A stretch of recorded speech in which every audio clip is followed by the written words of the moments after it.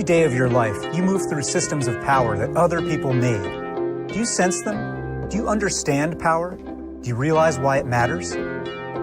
Power is something we're often uncomfortable talking about.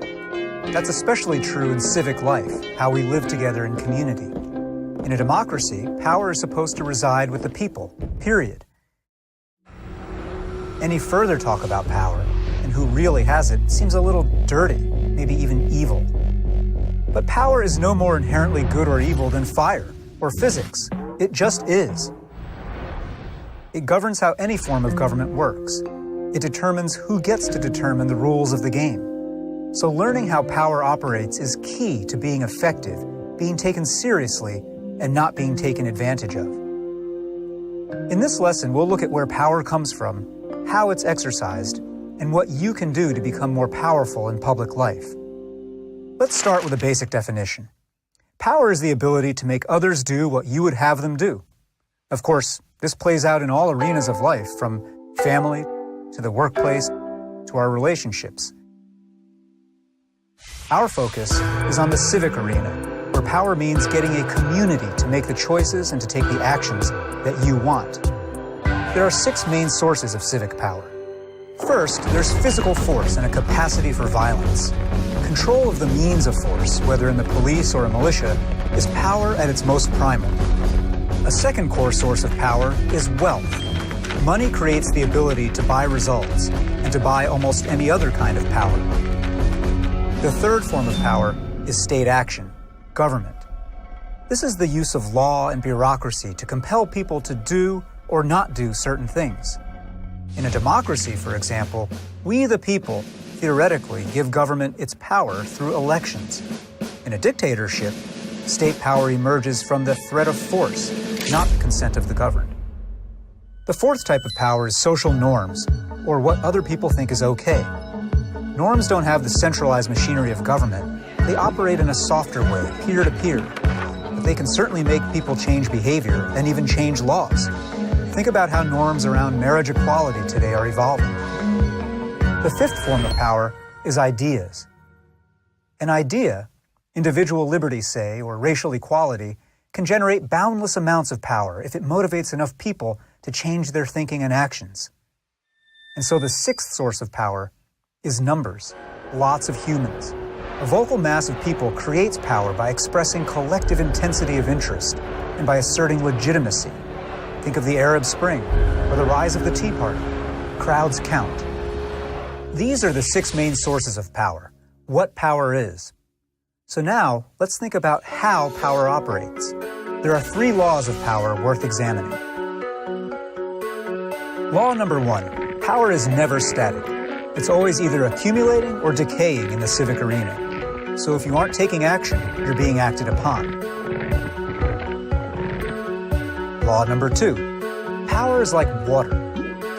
It flows like a current through everyday life. Politics is the work of harnessing that flow in a direction you prefer. Policymaking is an effort to freeze and perpetuate a particular flow of power. Policy is power frozen. Law number 3, power compounds. Power begets more power, and so does powerlessness.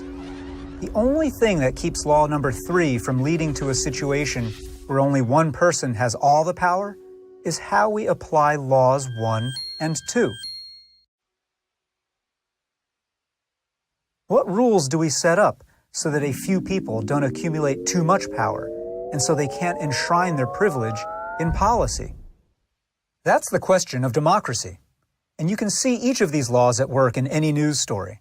Low-wage workers organize to get higher pay. Oil companies push to get a big pipeline approved. Gay and lesbian couples seek the legal right to marry. Urban parents demand school vouchers. You may support these efforts or not. Whether you get what you want depends on how adept you are with power. Which brings us finally to what you can do to become more powerful in public life. Here, it's useful to think in terms of literacy. Your challenge is to learn how to read power and write power. To read power means to pay attention to as many texts of power as you can. I don't mean books only. I mean seeing society as a set of texts. Don't like how things are in your campus or city or country? Map out who has what kind of power, arrayed in what systems. Understand why it turned out this way, who's made it so, and who wants to keep it so. Study the strategies others in such situations used. Frontal attack or indirection. Coalitions or charismatic authority. Read so you may write.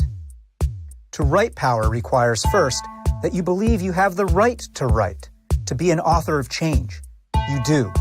As with any kind of writing, you learn to express yourself, speak up in a voice that's authentic, organize your ideas, then organize other people, practice consensus building, practice conflict. As with writing, it's all about practice.